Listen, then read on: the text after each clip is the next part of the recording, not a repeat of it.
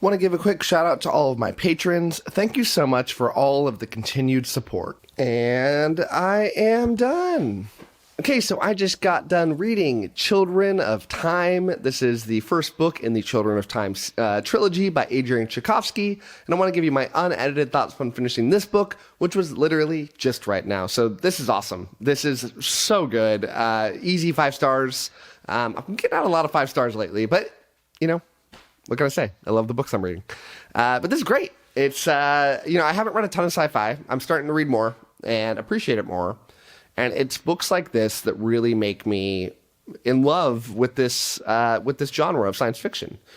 It truly is, deep science fiction. I've read some science fiction that is, arguably, fantasy or sci-fantasy, looking at you, Sun Eater. But this is purely science fiction and pretty hard on the science fiction also. But I love it. It's really good. Now I read this book because it was picked for me on my Patreon. I do a vote every month, and whatever gets the highest votes gets picked. They're all books that I want to read, but not necessarily in the very immediate future. But this one won, and I was excited about it because normally when I pick up a sci-fi book, I'm hesitant about it, to say the least, because I don't always love sci-fi. But I have read 2 books now in Adrian Tchaikovsky's fantasy series of, what's the name of it? Dragonfly Falling was the second book. My God, how did I possibly forget this? I read too many books. I need to remember better. But anyways, Shadows of the Act. And I'm in love with it. It's 10 books. It's going to take me a long time to get through them because it takes several months to continue a book in a series. So I'm reading so many series. But I loved it so much, and I love the writing of it so much. It's like, okay, if somebody's going to knock out a science fiction book out of the park, Tchaikovsky's got to be, one of the best options to do it. And oh my God, did he do it? This book was also chosen as the buddy read on my Discord. So every month I have my Discord members vote on what book they want to do a buddy read of out of the books that I'm going to be reading in the next month. This one won, and it was by far the most people involved, and it was a great experience. It worked even better for me in a book like this, where there's a lot of things to talk about and take in the deeper themes going on here, that being able to converse with tons of other people about it as we're reading it along was a really fun experience. And if you read this book and go check out the Discord and look at those. I saved them all. Check them out in the buddy read section. But you can look at like the set of chapters and a whole discussion about them. So you can, even though it's old, you can go follow along, and people can even chime in and discuss them with you, after the fact, because there's a ton of people on the Discord that would love to, follow up with some stuff with you, even though you're coming in late. But let's talk a little bit about what this book's about without spoiling anything. I'm going to talk some very light spoilers from the first couple chapters. But anything major and beyond that is totally off limits. So this book starts off with a human spaceship with, I think, 500,000 people on board. And it's telling a little bit of a story about how Earth has died. And before it died off, they, as an emergency, shot off several different spaceships with 500,000 people or so to try to spread the seeds of man and survive. And as part of this, they have tried to terraform some planets that would make sense to terraform. So they picked a planet, and they said, let's try to fix this planet up so that we can get people over there and be able to live. They're all on cryogenic froze, or whatever the term they use in this, so they can live for a really long time while this planet's getting fixed up. And the way they decide to fix up this planet is to send down, put monkeys on the planet with a genetic modification to them, this virus. They call it the nanovirus. And essentially what the nanovirus does is it speeds up their evolution and it might be more complicated this, but what I picked up on it is by allowing them, when they have children, to have the kids have every one of the memories of the people that came before them in part of them. So, which would be crazy for me. Like, it'd be like if I was born, all of a sudden, the moment I was born, I knew everything that all of my ancestors knew. And think about how quickly that would push you, even an unintelligent species, rapidly up the evolution chain so that they could work for the humans in being able to fix up this planet. Something goes wrong, and the monkeys don't end up getting the virus, and instead, spiders end up getting it. So the story is told in two halves. It's separated every single chapter. It jumps. So you have, chapter 1 is humans, chapter 2 spiders, 3 humans, 4 spiders, like that.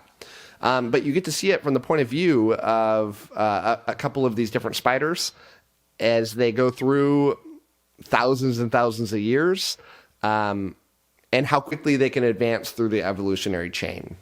And you also get the point of view of the humans who go through, to put it mildly, an extremely large amount of drama trying to get resettled onto a planet. And I won't say anything more than that. I think that sets the stage really well. It's exciting. I very, very rarely come across a book that shows a point of view of somebody who is a non-human. And if it is a non-human, it's some sort of humanoid alien type that is basically a human that looks a little bit different.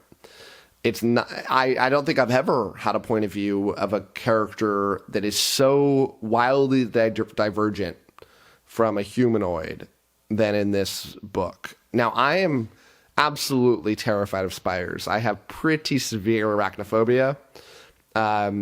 That having kids had really helped me try to overcome it, because I don't want my kids scared of spiders, because I think I got arachnophobia from my dad.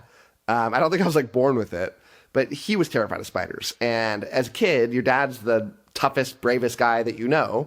And if he's scared of spiders, then clearly they're terrifying. So I go through life trying so badly not to be scared. I act like, oh, no big deal. I'll kill that spider and, whatever.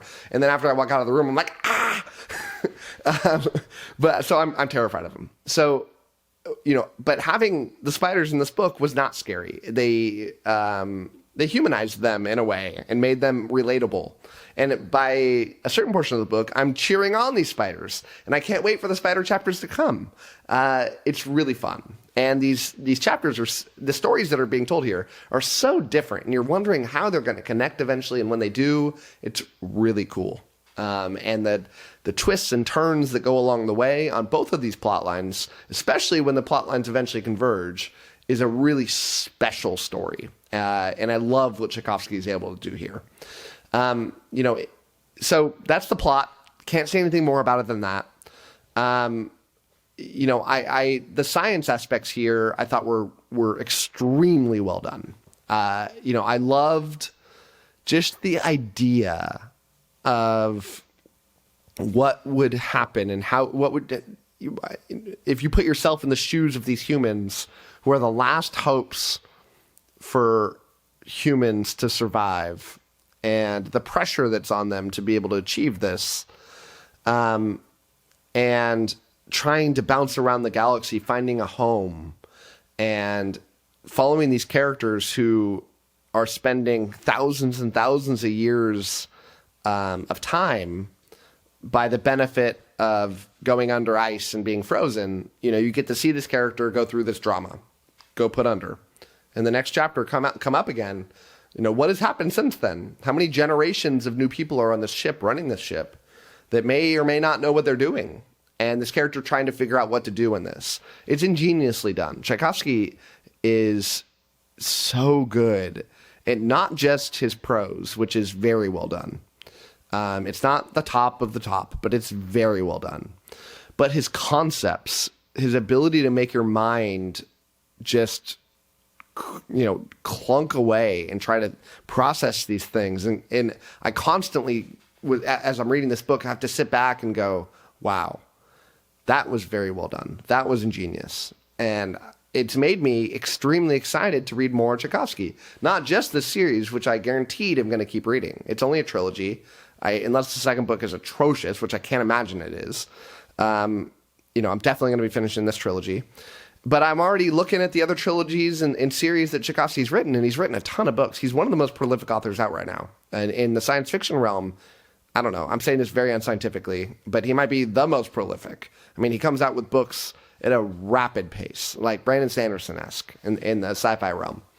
But what other series has he done? And how do I read them? And how quickly can I get to them? Because I'm sure they're all wildly inventive and follow this kind of same ability just to kind of blow my mind. And that's where I'm at on this. You know, I think the weakest part of this story was the characters themselves. You know, if you're a character first kind of person, I don't know if sci-fi is going to be your thing in general, because sci-fi can really lack on character development for some reason. I don't know what it is, but oftentimes it spends so much time focusing on the science elements that it abandoned the character element. It wasn't abandoned here, but you know, I didn't feel that growth from the characters that I would come to expect. You know, the character growth is hard. I don't want to spoil anything here, but it's hard given the dynamic where this character keeps coming out in these pivotal moments.